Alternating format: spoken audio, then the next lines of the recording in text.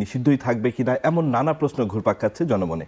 এসব নিয়ে আলোচনার জন্য আজ স্টুডিওতে আছেন AB party chairman Mujibur Rahman Manju এবং রাজনৈতিক বিশ্লেষক গোলাম মাওলা রানী।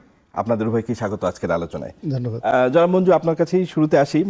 শেখ হাসিনা চলতি বছর ডিসেম্বরে দেশে ফেরার অভিপ্রায় ব্যক্ত করেছেন। সেই সাথে নেতাকর্মীদের নিয়ে আত্মসমর্পণ করে বিচারের মুখোমুখি হওয়ার কথা বলেছেন।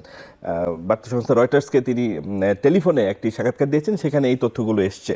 আপনার কি মনে হয় যে এটা শেখ হাসিনার মনের কথা, নাকি আসলে নেতাকর্মীদের চাঙ্গা রাখার কৌশল? দুটোই হতে পারে। একটা তো আমরা বারবার দেখছি উনি এ পর্যন্ত নানাভাবে আসার কথা বলেছিলেন। একবার টুক করে ঢুকে যাবেন, আরেকবার ওই যে শুভেন্দু অধিকারী বলেছিলেন যে শেখ হাসিনাকে শীঘ্রই এয়ারপোর্টে মানে রাজকীয় ভেসে বিজয়ের ভেসে নেওয়া হবে। তো নানা রকম কথা তো আমরা শুনেছি। এবারে যেহেতু উনি আত্মসমর্পণের কথা মেনশন করেছেন এবং ডিসেম্বরকে বলেছেন হাতে একটু সময় রেখে, সুতরাং অনেকেই মনে করছেন যে এটার মধ্যে কিছুটা হলেও মানে সারবত্তা আছে। একটা জিনিস লক্ষ্য করা যাচ্ছে যে উনি যে ভারতে অবস্থান করছেন এটা নিয়ে ভারত সরকার কিন্তু কিছুটা বিব্রত। কারণ যেহেতু বাংলাদেশের সাথে একটা বন্দি প্রত্যর্পণ চুক্তি আছে, বাংলাদেশ থেকে কিন্তু বারবার চিঠি পাঠানো হচ্ছে। শেখ হাসিনা কিন্তু এটা উল্লেখ করেছেন যে তারা বারবার চিঠি পাঠাচ্ছে, সুতরাং আর চিঠি পাঠানোর দরকার নেই, আমি নিজে এসে উপস্থিত হব।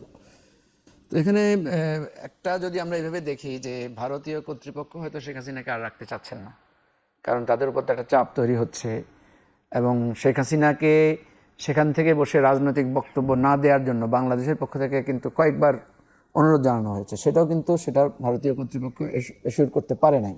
শেখ হাসিনা সেখান থেকে নানা ধরনের উত্তেজক বক্তব্য নানাভাবে দিয়েছেন। ফলে এখানে আমার কাছে যেটা মনে হচ্ছে যে শেখ হাসিনাকে ভারত যে আশ্রয় দিয়েছিল এবং সে আশ্রয়ের পরে হয়তো এমন একটা আশা ছিল যে বাংলাদেশে হয়তো শেখ হাসিনা ফিরে আসার একটা পরিবেশ হয়ে যেতে পারে। কারণ সারা পৃথিবীতে আমরা ইতিহাস মানে যদি দেখি তাহলে দেখব যে বিভিন্ন দেশে কিন্তু গণ অভ্যুত্থানের পরে শান্তিপূর্ণ পরিবেশ ফিরে আসতে অনেক দেরি হয়েছে, কোনো কোনো ক্ষেত্রে সিভিল ওয়ারও হয়েছে। বাংলাদেশে কিন্তু এই যে আস্তে আস্তে একটা পরিস্থিতি ঠান্ডা করে একটা শান্তিপূর্ণ নির্বাচন করা এবং আওয়ামী লীগকে বাইরে রেখে নির্বাচন করার ব্যাপারটা নিয়ে অনেকে বলেছিলেন আওয়ামী লীগকে বাইরে রেখে নির্বাচন খুব বেশি ফলপ্রসূ হবে না, কিন্তু সেই নির্বাচনেও যেহেতু 70% মতো ভোট কাউন্ট হয়েছে, সো এবং যখন বিএনপি জামাত এক ধরনের কার্যকর সংসদের কার্যক্রম শুরু হয়েছে, ফলে বাংলাদেশের এই সরকারটা একটা স্থায়ী সরকার বা স্থায়িত্ব পাবে, 5 বছর কন্টিনিউ করবে, এই ধরনের একটা আশা তৈরি হয়েছে সবার মধ্যে। যদিও অনেক সংকট আছে, অনেক প্রাপ্তি অপ্রাপ্তির হিসাব, সরকারি দল বিরোধী দলের মধ্যে নানা বিষয় নিয়ে বিতর্ক আছে, কিন্তু মানুষ মনে করছে যে না, একটা স্টেবল পার্লামেন্ট এসেছে। ফলে স্টেবল পার্লামেন্ট আসলে শেখ হাসিনার কিন্তু অরাজনৈতিক পথ দিয়ে বাংলাদেশে প্রবেশ করার সুযোগটা কম। সুতরাং তাকে নিয়মতান্ত্রিক রাজনীতির মধ্যে দিয়ে আসতে হবে। এরকম কোনো একটা বোঝাপড়ার মধ্যেও এমন হতে পারে যে ভারত তাকে বলেছে যে ঠিক আছে, আপনি আইনের হাতে সোপর্দ হন, আমরা আপনাকে যতটুকু পারি আইনিগতভাবে আমরা আপনাকে দেখভাল করার চেষ্টা করব।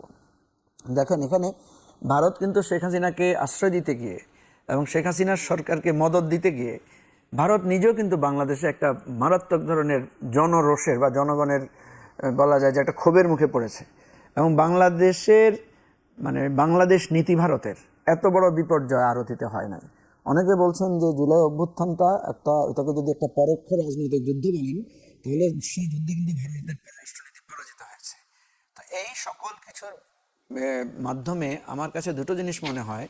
একটা হচ্ছে ডিসেম্বরে যদি শেখ হাসিনা এখন না আসেন, তাহলে কিন্তু আওয়ামী লীগের এই যে নেতাকর্মীরা যে বারবার মানুষকে ডেট দিচ্ছেন বা একটা আশার দিকে থাকছেন, সেটা কিন্তু মারাত্মকভাবে একটা মানে ভঙ্গ হবে। দ্বিতীয় হচ্ছে শেখ হাসিনা যদি ফিরে আসলে আমাদের যেই এতদিনের যে চেষ্টা যে একটা আইনগত বিচার প্রক্রিয়ার মধ্যে যাওয়া, সে জায়গায় কিন্তু আমরা একটা ভালো পজিশনে থাকবো। অর্থাৎ আমরা যেটা চাচ্ছি সংঘাত নয়, আইনের মাধ্যমে বিচারের মাধ্যমে একটা সমাধান হোক, তাহলে সেটার জায়গায় কিছুটা একটা প্রোগ্রেস হবে। ওভারঅল কিন্তু বিএনপির রাষ্ট্রীয় যারা ক্ষমতা আছেন তারা কিন্তু খুব লাভবান হবে কয়েকটা কারণে। আপনি জানেন যে বিএনপি কিন্তু একটা আন্তর্জাতিক রাজনীতির নানা ধরনের প্রভাবক জায়গাগুলোকে হ্যান্ডেল করছে। যেমন আমেরিকার সাথে একটা বাণিজ্য চুক্তি নিয়ে এক ধরনের হ্যান্ডেল করছে, চায়নার সাথে তার রোড অ্যান্ড বেল্ট ইনিশিয়েটিভ নিয়ে এক ধরনের মানে গভীর আলোচনার মধ্যে তিস্তা প্রকল্প নিয়ে এক ধরনের ডায়লগ শুরু করেছে। অ্যাজ ওয়েল এজ ভারতের সাথেও কিন্তু মানে বিএনপি সরকার একটা বোঝাপড়ার ব্যাপার আছে। সেই জায়গায় যদি শেখ হাসিনা এসে আইনের হাতে সোপর্দ হন এবং আইনগতভাবে এই জায়গাটা আগায়, তাইলে কিন্তু বিএনপি বলা যায় যে একটা স্টেবল অবস্থায় থাকবে। আর সবচেয়ে বেশি সুবিধা বিএনপি যেটা পাবে যে শেখ হাসিনার আশা নিয়ে আওয়ামী লীগের লোকদের মধ্যে এক ধরনের আলোচনা হবে, উৎফুল্লতা হবে, এবং দেশের ভিতরে যারা আপনার ঘাপটি মেরে বা সমঝোতা করে বসে আছে তারা কিন্তু একটু উৎসাহ পাওয়ার চেষ্টা করবে। আর এই উৎসাহটা হলে দেখবেন অ্যান্টি আওয়ামী লীগ পুরো সার্কেলটা এক হয়ে যাবে। অর্থাৎ যেটা বিএনপি জামাতের মধ্যে যে দ্বন্দ্বটা হওয়ার কথা আগামী সামনের মাসগুলোতে, বা এনসিপি বিএনপি জামাত বা আমরা যারা রাজনৈতিক দল আছি তাদের মধ্যে, এখানে দেখা যাবে যে অ্যান্টি আওয়ামী লীগ একটা অ্যালায়েন্স গড়ে উঠবে, যেটার বেনিফিটটা বিএনপি পাবে। আমার কাছে মনে হচ্ছে টোটাল সিচুয়েশনটা উপভোগ্য হবে। আমি এই জন্য ডিসেম্বর যাতে তাড়াতাড়ি আসার অপেক্ষা আছি। ধন্যবাদ জনাব মুজিবুর রহমান মঞ্জু। জনাব গোলাম মাওলা রনি, মঞ্জু ভাই যেটা বলছিলেন যে এনটি আওয়ামী লীগ পলিটিক্যাল ফোর্স এক হয়ে যাবে, এটা একটা সুবিধা। বিপরীতে অসুবিধাও কি কিছু তৈরি হবে না, যে শেখ হাসিনা যখন দেশে আসবে বা এটা নিয়ে আলোচনা হবে, আওয়ামী লীগ রাজনীতিতে ফেরার প্রক্রিয়াটি আরো বেশি নর্মালাইজ বা একটা দাবি ভিতর থেকে উঠতে পারে যে আওয়ামী লীগকে, যেটা শেখ হাসিনা নিজেও বলেছেন যে আমাকে আপনি নির্বাচন থেকে দূরে রাখেন কিন্তু আওয়ামী লীগকে সুযোগ দেন, সেদিক থেকেও তো একটা চাপ আসবে। আপনি কি মনে করেন? আমি আসলে পজিটিভ চিন্তা করতে চাই মঞ্জু ভাইয়ের মতো।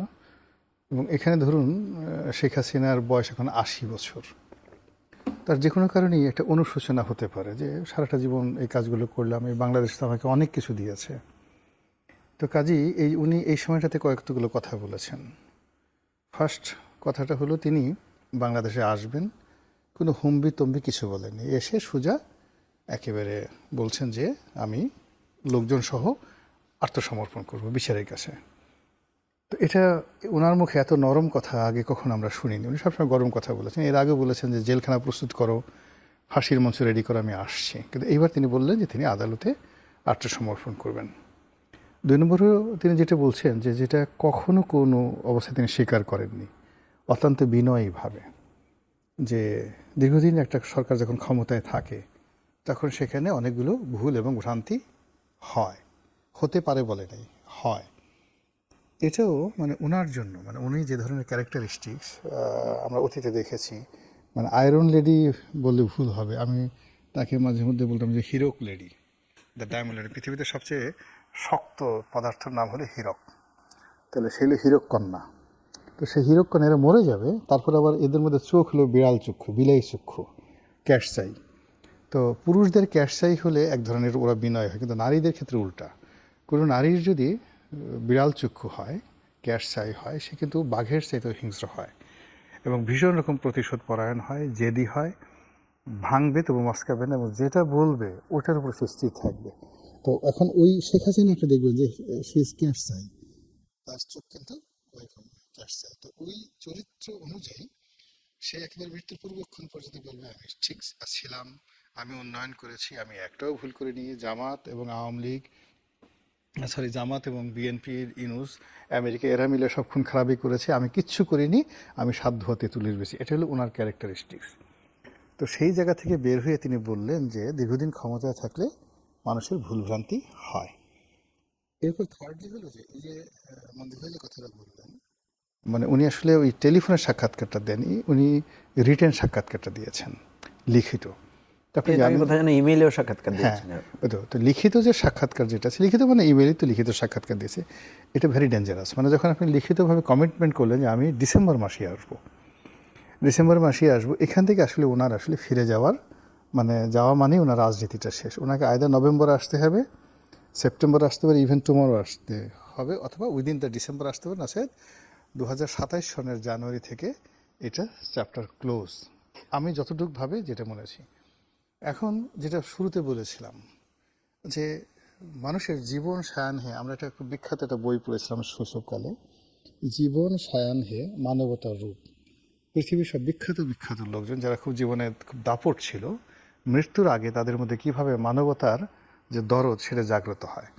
তো সেভাবে হাজ্জাজ বিন ইউসুফ, তার যে 10 লাখ মুসলমানকে মেরে ফেলেছিল, 10 লাখ, তো তার কাহিনী পড়তে গিয়ে আমি নিজেই কেঁদে দিয়েছিলাম। এটা হজরত রাবিয়া বসরি এবং হাসান বসরি জমানার ঘটনা। তো এটা স্বয়ং সাক্ষ্যদাতা হাসান বসরি। তো তার এরকম মানবতাবোধ জাগ্রত হয়েছিল।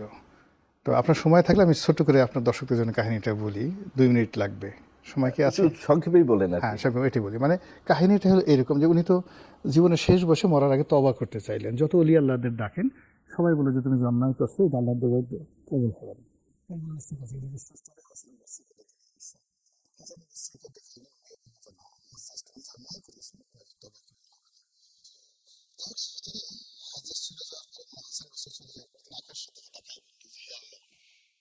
যারা বান্দা, তোমার সারা জীবন ইবাদত বন্দেগী করে, এরা তো সবাই তোমাকে খুব ছোট মনে করে। আমি তো তোমাকে কখনোই এত ছোট মনে করিনি। এই কথা বলে আকাশের দিকে তাকিয়ে সে 2 চোখের পানি ছেড়ে দিল এবং হি ডাইড। যারা উপস্থিত ছিল তখন হাসান বাসরির কাছে এসে বললো যে এই তো ঘটনা তো এই, তোমরা চলে আসার পথে হযরত তো এই কাজ করেছে, এই কথা বলে সে মারা গেছে। তো বলে তাহলে তো তার দোয়া কবুল হয়ে গেছে, তওবা কবুল হয়ে গেছে এবং সে তো জান্নাতে যাবে। হাসান বসরির কথা। তো এইভাবে হয় কি, বৃদ্ধ বয়সে তার এরকম অনেক মানবতার নজির আছে। এখন তার মনে হতে পারে যে সারা জীবন বেগম জিয়াকে অনেক গালাগালি করেছি, তারেক রহমান সাহেবকে খুবই গালাগালি করেছি, তো কাজেই এখন এই ছেলেটা এই বয়সে আসছে, ক্ষমতা থাকুক না, আমি একটু তাকে এবং তিনি তো এই দেশের মাটিতে মৃত্যুর অভিপ্রায়ও ব্যক্ত করেছেন। হ্যাঁ হ্যাঁ হ্যাঁ যে ঠিক আছে, আমি যদি এখন তারেক রহমান সাহেবও তো মানুষ, সে যদি দেখে যে না এরকম একজন অত্যন্ত প্রভাবশালী মহিলা, সে কোনো রিভোল্ট করছে না, বাজে কথা বলছে না, সে এসে আত্মসমর্পণ করছে, তারপর যদি বলে যে বাবা আমি চাই তুমি আরও 10 বছর থাকো ক্ষমতায়, আমাকে শুধুমাত্র কবরের জায়গাটুকু দাও, আমি মরতে চাই, সম্মানজনকভাবে মরতে চাই, তো এটাও হতে পারে, শান্তিপূর্ণভাবে। এটা যে হবে না, সেরকম হলে সেরকম সুযোগ দেওয়া উচিত। অবশ্যই দেওয়া উচিত। আচ্ছা, আপনি এই যে উনি যে ভাষায় কথা বলছে, আপনি কেন এটাকে পজিটিভ যদি নেন যে ঠিক আছে সে তারেক রহমান সাহেবকে, বা এমনি তারেক রহমান সাহেবের যে ওয়াইফ ব্যক্তিগতভাবে তাকে উনি অত্যন্ত পছন্দ করেন। এই যে এখন যিনি আছেন তার ওয়াইফ জুবাইদুর রহমান, আমি জানি, এটা আমি নিজে সাক্ষী। সে তারেক রহমান সাহেবকে কখনোই পছন্দ করতেন না, কিন্তু সে চাইতো যে ঠিক আছে তারেক না আসুক, জুবাইদা আসুক।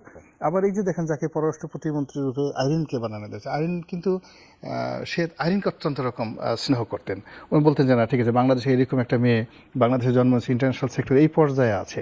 ফলে বিএনপির মধ্যে তো কিছু কিছু মানুষ আছে যাদের সঙ্গে শেখ হাসিনার এই ধরনের স্মৃতি আছে, তো সেই দিক থেকে তার তো এরকম একটা আর্থ উপলব্ধি হতে পারে যে আমার এই বয়সে আমার ছেলে কোথায়, আমার মেয়ে কোথায়, আমার দলের যারা লোকজন আছে আমাকে ফাঁসি দিয়ে দিল, এই ঢাকা শহরে একটা লোক একটা মিছিল হলো না, ফলে এই দেশ জাতির জন্য আমার করে কি লাভ? বার্ষা হলো দেশে চলে যাই, যা হবার তাই হবে।